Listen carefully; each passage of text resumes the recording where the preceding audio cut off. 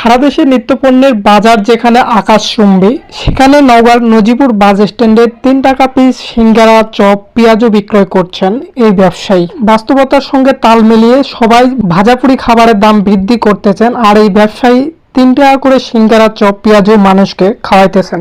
তিনি বলেন, লাভ বেশি না হলেও কম লাভ করে আমি মানুষকে খাওয়াতে চাই। লাভ কিরকম হয় এটা আমি বলা পারবো না, তবে ইনশাআল্লাহ আল্লাহর লস হয় না। বিভিন্ন জায়গা থেকে মানুষজন নজিপুর বাস স্ট্যান্ডে আসেন তার এই কম দামে সিঙ্গারা, চপ, পেঁয়াজু খেতে। এরকম সিঙ্গারা, পেঁয়াজ অনেক আন্তরিক ভাবেই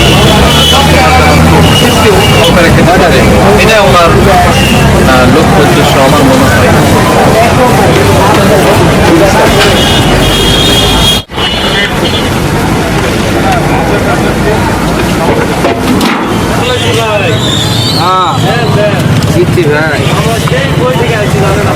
আলহামদুলিল্লাহ ভাই, 3 টাকার সিঙ্গারা, এই যে 3 টাকার, খুবই সুন্দর। আমি খাচ্ছি।